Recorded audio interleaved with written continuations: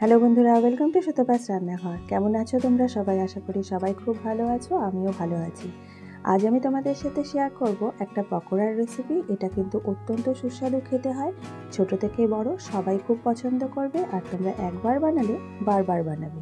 তো আজ আমি তোমাদের সাথে শেয়ার করতে চলেছি পেঁয়াজকলির পকোড়া। তাহলে চলো দেখো আমি কিভাবে বানাই। এখানে আমি 250 গ্রাম পেঁয়াজকলি নিয়ে নিয়েছি, আর পেঁয়াজকলিগুলোকে খুব ভালো করে ধুয়ে নিয়েছি। আর ধুয়ে নিয়ে এরকমভাবে ছোট ছোট করে কুচি করে কেটে নিয়েছি। পেঁয়াজকলিটা কিন্তু কাটার পরে আর ধোবে না। তো এর মধ্যে আমি দিয়ে দিয়েছি একটা ছোট পেঁয়াজ, সেটা কুচি করে নিয়েছি। আর দিয়ে দিচ্ছি 7-8 কোয়া রসুন গ্রেট করা, 1 ইঞ্চি আদা গ্রেট করা, আর 2টো কাঁচা লঙ্কা আমি কুচিয়ে নিয়েছি। এরপর দিয়ে দেবো পরিমাণ মতো নুন। এই মিশ্রণটায় কিন্তু বন্ধুরা কোনো জল অ্যাড হবে না। তো পরিমাণ মতো নুন দিয়ে দিলাম। এবার দিয়ে দিচ্ছি 1/2 চামচ জিরে গুঁড়ো, দিয়ে দিচ্ছি 1/2 চামচ লাল লঙ্কার গুঁড়ো। আমি কিন্তু 2টো কাঁচা লঙ্কাও দিয়েছিলাম, ঝালটা তোমরা অবশ্যই পছন্দ মতন দেবে।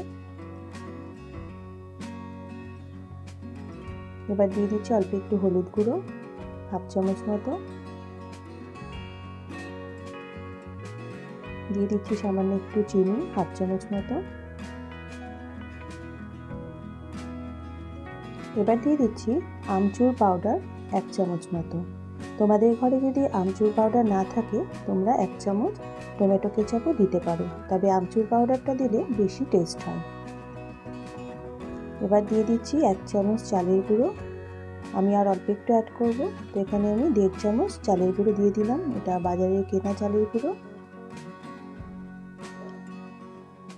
এরপর দিয়ে দিচ্ছি চানা বেসন। এটা আমি দিয়ে দেবো 2.5 চামচের মতো। খুব বেশি কিন্তু বেসন দেওয়া যাবে না বন্ধুরা, তাহলে কিন্তু পেঁয়াজকলির যে টেস্টটা সেটা চলে যাবে। একটু পরিমাণ মতন তোমরা দিয়ে নেবে কোয়ান্টিটি অনুযায়ী। আমি এখানে 2.5 চামচের মতন দিলাম।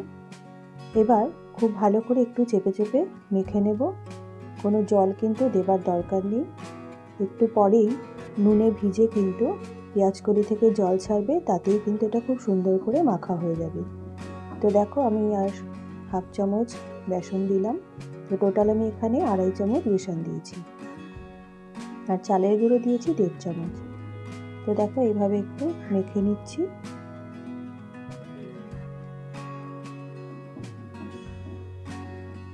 খুব ভালো করে মেখে নিয়ে আমি এটা 5 মিনিট রেস্ট করতে দেব। এবার দিয়ে দিচ্ছি 1 চামচ ময়দা।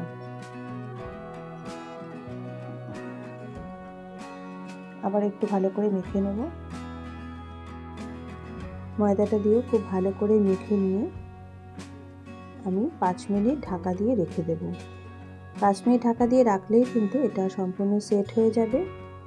যেহেতু নুন দিয়েছি পেঁয়াজকলি থেকে জলটা রিলিজ করবে, আর খুব সুন্দর এটা সেট হয়ে যাবে, একদম ভাজার জন্য তৈরি হয়ে যাবে। তো এদিকে দেখো 5 মিনিট হয়ে গেছে।